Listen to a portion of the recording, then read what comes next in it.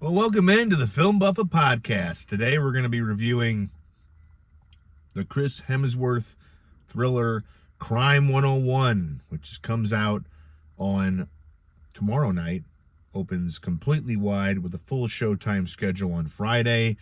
Directed and co-written by Bart Layton. Now, that's a director's name that didn't really jump off of my mind when it came to the movies, but he has directed a couple films called American Animals and The Imposter.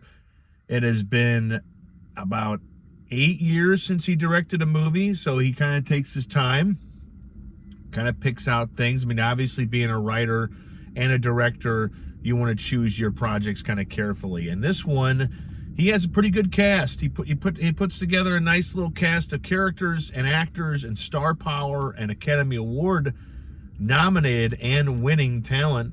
It stars Chris Hemsworth. It also co-stars Halle Berry and Mark Ruffalo, and even Nick Nolte has a small role. Barry Keoghan, who is just kind of a wacky, wild screen creation right now, is also in it, as I would say the catalyst of the whole plot. The movie follows a thief slash kind of driver who, played by Hemsworth, who is making a very elaborate heist, usually having to do with diamonds or cash, and ones that are couriered around the city. He kind of takes over the courier job and then knocks off the goods and escapes. He doesn't hurt people. That's his MO. Mark Ruffalo is a disillusioned detective that is convinced that there is one person responsible for all the heist along the 101 highway in Los Angeles. It does take place in LA. It opens up with an upside down shot of the LA skyline that I think Michael Mann would appreciate. So that's where the title comes from, not like Crime 101 like it's a class, but crime along the 101 freeway in Los Angeles. Ruffalo's character is convinced that it's one guy, and of course the audience knows that he's right. The rest of his cop friends and partners think he's crazy, which is, of course, is the reason. So the movie does have certain cliches and cinematic tropes that it kind of falls into, but it definitely gets going, and it knows how to put together a car chase. It's a little Frankenheimer-esque and Baby Driver kind of like in the car chases when it does get going. Halle Berry plays an insurance broker for the very richest of people, who kind of gets connected to Hemsworth and Ruffalo when the diamonds that her company helped insure, get ripped off. And so that pulls her into the world of Hemsworth. And the movie kind of starts out as these three characters kind of leading certain different lives, and then they're going to come together. And so we're introduced to these three characters, Chris Hemsworth, and Nick Nolte plays the guy who puts together the jobs for Hemsworth's character. And, Nolte, who still has that iconic raspy voice. Even if it's a little, you could tell that he's getting older to where he can't really fire off a whole monologue anymore. His lungs are just not producing that kind of, like he used to back in the day. But Nolte can still make a dent, and he can still put a lot of richness into a character who, we obviously can't trust. It's one of those things where he's kind of setting up Chris Hemsworth with the jobs, and the jobs get more dangerous, and Hemsworth's guy is more kind of a reluctant to danger anybody getting hurt. It's a different role for Hemsworth. He's usually a charismatic, kind of outgoing, energetic leading man, and in this one, he kind of dials it down, harnesses all that charisma, keeps everything kind of close to his chest. He still looks like he's in great shape. He's Chris Hemsworth, but it's just his character, who's named Mike, and pulls off these jobs. He's had a traumatic past that the audience just doesn't really get to know about until the very end of the movie. But there is something that's been dogging him since his childhood and putting him in this kind of box where he can't really make a lot of eye contact with a woman that he happens to be dating, or a person that he's talking to.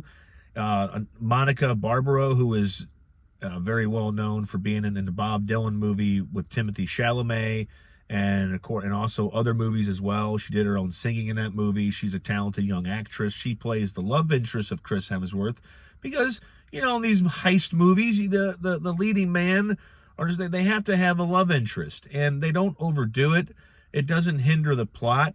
It isn't like, you know, we are thrown off by that, because it's the whole idea of her not knowing what he really does, because it's not something where he can sit down on the first date and go, yeah, I'm a thief. I steal diamonds and cash, and, you know, I don't hurt anybody, which is a lot better than what De Niro's character told Amy Brenneman's character in Heat.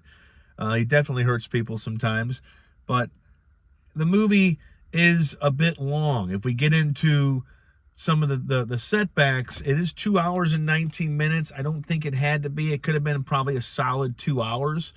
The first half and then into the middle of the movie does have a lull. If I was going to compare this movie, I like to compare films to like boxing fights when it comes to rounds one. And if a movie typically has 3 acts, you know, sometimes going into that third act, it's like a boxing match where it's kind of a toss-up going into the last rounds. And Crime 101 needed a good third act, a good finale to bring everything together, because these 3 characters kind of are populating the movie. It's not just about Hemsworth's character. It's not just about Halle Berry or Ruffalo's character. They are connected in a plot that's going to heat up with the help of Barry Keoghan's other thief. He plays kind of more of a volatile thief that gets involved thanks to Nolte's character, and then everything just kind of escalates from there. I do think the third act had some surprises. I think the way that they kind of wrap it up and they reveal the backstory of Hemsworth and of the other characters, it just kind of fit well. It hit right. I don't think this is a movie that's going to be blazingly remembered as awesome, but it's a solid thriller that is carried by star power and by good actors.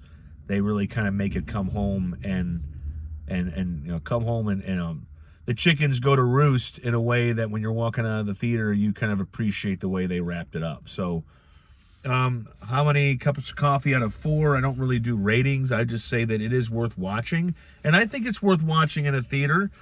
Something I was kind of wrestling with, recent movie Shelter with Jason Statham.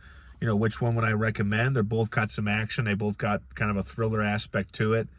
Crime 101 is more of a slow burn than Shelter. Shelter has it has some patience and some build up to the big action in Shelter, but it's more of a one shot. It's like a shotgun home. You know, you go in the front door, you're going to go right out the back door in a straight line. So Crime 101 kind of mixes it up a little bit.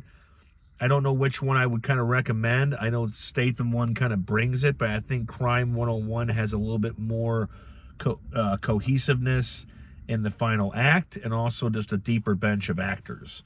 So, but I mean, to compare them both, you know, Hemsworth in a way where he dials it down, his charm, he kind of does his best Statham impersonation here, because he doesn't say a lot.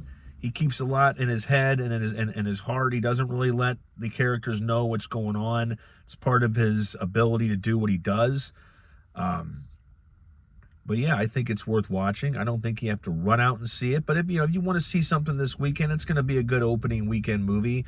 I don't know how it's going to do at the box office. Not that I care.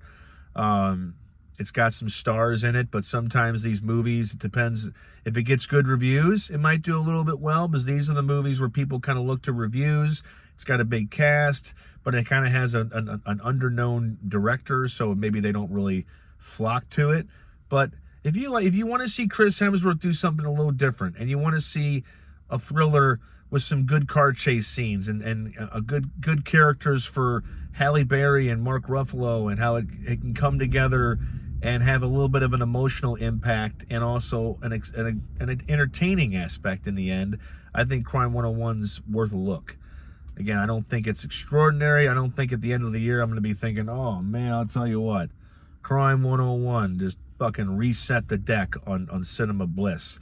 I don't think that, but I do think it's worth a look if you're a fan of the cast and you're a fan of a sleek thriller that's got a little bit of drive, Baby Driver, maybe Gone in 60 Seconds, maybe a little bit of Den of Thieves, with the way that the authorities and how it's kind of like the Ruffalo Hemsworth kind of showdown, and then Barry gets kind of involved, and it's very unique. It's a little bit, it's just different enough to kind of set itself apart. So Crime 101 comes out tomorrow night. It'll start with showtimes in local theaters, and then Friday the full schedule begins, and I hope it's kind of in theaters for a while. I do think it's a movie theater type event movie. Shelter was too. You know, when it's action like this, if you can get out to a theater, I don't think a lot of things have to be seen in a theater, but I think it's just definitely worth a shot. So that's it. It's time for me to get back to work. I hope you enjoyed this Film Buffa podcast, the review of Crime 101. Give it a look. Let me know what you think. Enjoy this review and subscribe to the Buffa's Buffet newsletter at www.dailydoseofbuffa.substack.com. www.dailydoseofbuffa.substack.com. Come get some and have a great day. Wednesday is dying. Thursday is upon us. Do your best and be kind out there, everybody. Thanks for watching.